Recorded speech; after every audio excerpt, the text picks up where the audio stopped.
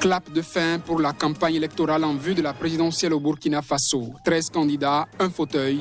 Dans les rues de Ouagadougou, le scrutin du dimanche alimente les discussions.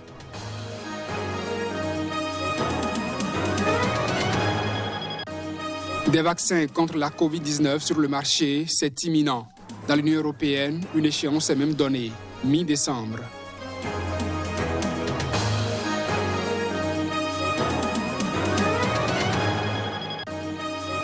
Grève annoncée des consommateurs de produits GSM au Bénin. L'association La Voix des consommateurs annonce les couleurs pour le 8 décembre prochain.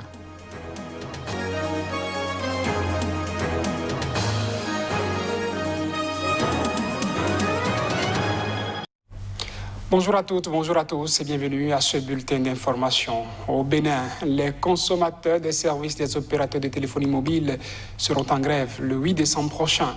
C'est à travers une conférence de presse que le président de la Voix des consommateurs et la représentante du réseau des e-marchands des services financiers digitalisés ont présenté les objectifs de la dite grève. Il y a quelques mois, MTN Mobile Money a retiré entre 500 et 1000 francs des comptes de certains de ses abonnés. Suite aux dénonciations tous azimuts, la direction générale de MTN Bénin a expliqué dans un communiqué qu'il s'agissait à l'entame d'un acte de générosité au profit des abonnés qui s'est avéré mal ficelé. Depuis, les consommateurs du Bénin par la voix de leur président exigent la restitution de leurs sous. En réalité, nous sommes actuellement dans la caverne d'Ali Baba. C'est ça aujourd'hui ce qui se passe dans le secteur du mobile money.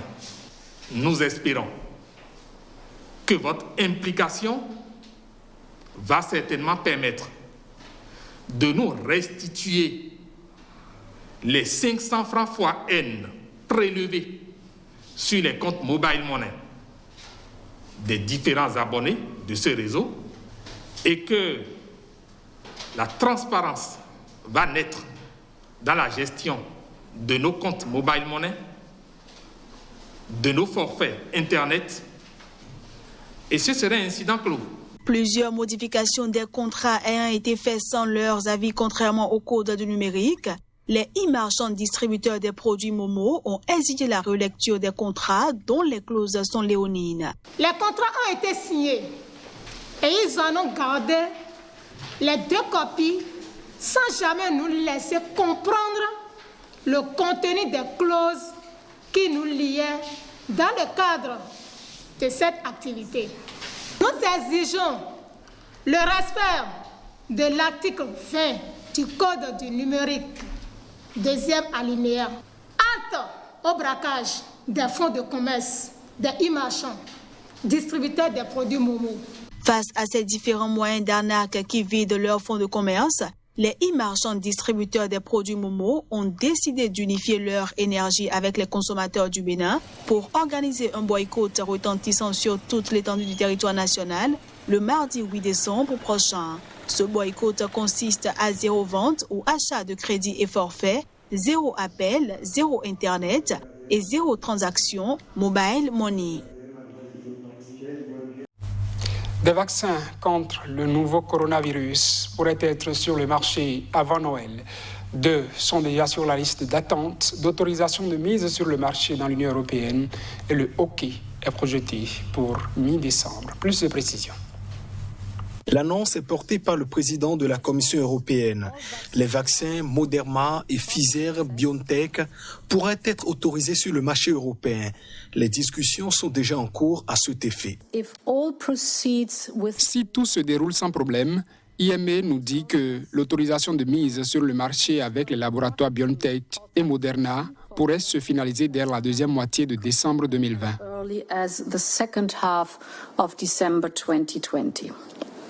En attendant, les méthodes de contrôle et de dépistage continuent de faire leur preuve au quotidien dans les pays de l'Union. Le standard reste le test PCR, mais les PCR sont plus chers et nécessitent des capacités d'analyse, donc il faut plus de temps pour obtenir les résultats. C'est pourquoi les tests rapides antigéniques sont intéressants, par exemple, pour gérer une flambée de cas ou surveiller rapidement un groupe à risque. Il est important d'avoir des tests antigéniques qui ont une sensibilité supérieure à 80%. Sur d'autres possibilités de vaccins disponibles, la Commission européenne précise avoir jusqu'ici signé 5 contrats pour précommander d'éventuels vaccins avec le suédo-britannique AstraZeneca, l'américain Johnson & Johnson, le duo franco-britannique Sanofi-GSK et le duo américain-allemand Pfizer-BioNTech et l'allemand CureVac. Actualité politique, à présent, ce n'est qu'une question d'heure désormais et les bureaux de vote ouvriront au Burkina Faso. Après les jours de campagne, la victoire est espérée dans chaque camp, mais pour donner une chance à son candidat, il faudra aller voter. C'est le mot d'ordre dans la rue de Ouagadougou. Pendant 2 semaines, les candidats en lice ont eu l'opportunité, d'une manière ou d'une autre, d'aller à la conquête de l'électorat. Des moments de convivialité inoubliables pour ce citoyen burkinabé. Vraiment, la campagne dans l'ensemble, vraiment, ça a été vraiment du jamais vu, même si je pouvais en tout cas, je me permettais, vous pouvez me permettre. Parce que vraiment, c'est la première fois qu'on a vu vraiment que non. Puis il y avait le fair play. En fait, on sentait vraiment que non. Vraiment, il y avait vraiment il y avait le fair play. Voilà, c'était pas tendu, même les politiciens entre eux. Je sentais vraiment, l'atmosphère vraiment était vraiment propre. Dans le pays, le contexte sécuritaire est quelque peu un frein pour le déroulement du scrutin de dimanche. Dans certaines localités où les bureaux de vote pourraient ouvrir, la peur pourrait maintenir beaucoup à la maison. Il faudra malgré tout aller voter, exhorte cet autre burkinabé. Oui, nous avons convaincu des gens d'aller voter parce que nous voulons un changement. Pour ceux qui veulent qu'il reste au pouvoir, il faut qu'ils votent. Pour ceux qui veulent l'opposition aussi, il faut aller voter. On ne peut pas aimer quelqu'un sans voter. Voilà, si tu aimes ton pays, tu dois aller voter. Quel que soit le bord politique que tu votes. Malgré l'insécurité, chacun espère la victoire pour son candidat. Ce ne sera qu'une question de jour lorsque les bureaux de vote auront fermé. Nous allons voir les résultats. Bon, reste dans 5 jours. Dans 5 jours seulement, nous allons voir ce qui va être sur les présidentielles. Voilà, mais je sais qu'en tout cas, MPP, ça sera victoire. Tout le monde va voter IPC. IPC, c'est un parti correct. Si vous êtes trompé, nous sommes foutus. Nous ne voulons plus le terrorisme dans le Burkina encore. Nous voulons manger, nous sommes le chaos. Nous ne voulons plus le chaos. On veut honnête. IPC. Nous voulons IPC. Tout le monde n'a qu'à voter IPC. Dimanche, ils seront 6,5 millions de Burkinabés attendus aux urnes. Ils devront départager le président sortant qui aura à affronter 12 candidats de l'opposition.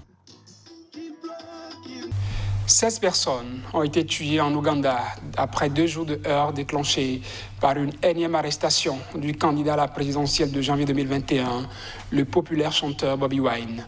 Ce jeudi, la situation restait tendue et chaotique à Kampala. Reportage.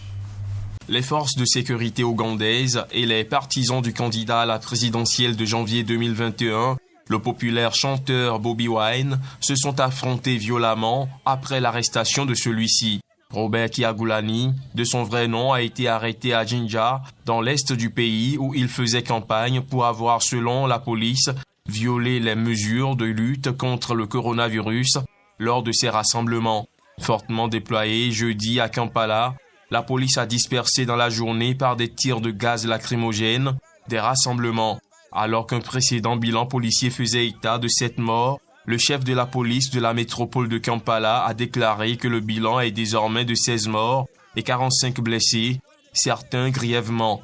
Environ 350 personnes ont été arrêtées pour des actes de violence tels que pillage, destruction de biens, perturbation de la circulation et vol avec violence durant les émeutes. La campagne électorale bat son plein avant un scrutin présidentiel où le député d'opposition et star de la chanson de 38 ans sera le principal adversaire de Yoweri Museveni, au pouvoir depuis 1986.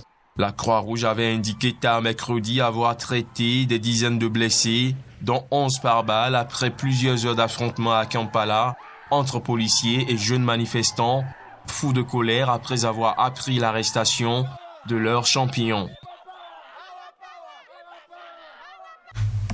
Mulunega Kasai, directeur de l'administration intérimaire mise en place dans la région du Tigré par le gouvernement fédéral éthiopien, a déclaré que le peuple du Tigré a été otage d'une partie régionale, du parti régional pendant des années. Il a également déclaré que son administration jettera les bases d'un vote transparent au Tigré lors des prochaines élections nationales. Suivons ensemble. Over the past 2.5 years, the TPLF has been working to destabilize. Depuis 2 ans et demi, le TPLF travaille à la déstabilisation du pays, commettant de nombreux actes qui menacent l'unité du peuple, la souveraineté et la défense du pays. En particulier, il a formé de nombreux jeunes et enfants au Tigré au nom des forces spéciales et des milices pour déstabiliser le pays. C'est inacceptable.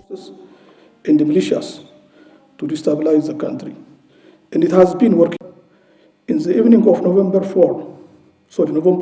Le soir du 3 novembre 2020, le groupe illégal du TPLF qui dirigeait la région du Tigré a mené une attaque vicieuse et honteuse contre l'héroïque force de défense du Nord dans la région. Cet acte est inacceptable, il est illégal et inhumain. It's illegal, it is inhuman. The military operation that is undertaken in the region. L'opération militaire qui se déroule dans la région n'est pas une guerre contre le peuple du Tigré. Bien au contraire, il s'agit plutôt d'une mesure de maintien de l'ordre prise par le gouvernement fédéral. À la suite de cette opération, la décision du gouvernement fédéral d'entreprendre cette opération de maintien de l'ordre, le Conseil de la Fédération a décidé d'établir une administration intérimaire dans l'État afin de ne pas créer de vide administratif dans la région.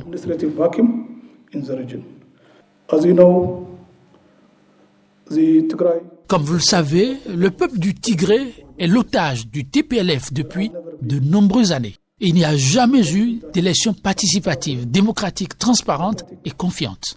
La tâche de cette administration intérimaire sera donc de créer un environnement propice afin de s'assurer que la 6e élection nationale se déroule selon les règles du Conseil électoral national. Un prédicateur star et millionnaire poursuivi en Afrique du Sud pour fraude et blanchiment, Sheffer Bushiri et son épouse Marie ont été libérés par un tribunal au Malawi. Au lendemain de leur arrestation, suite à un mandat international, ils avaient fui vers leur pays d'origine la semaine dernière, expliquant qu'ils risquaient de se faire tuer. Je suis venu ici pour chercher l'aide constitutionnelle qui protège les citoyens. Ma vie était en danger en Afrique du Sud.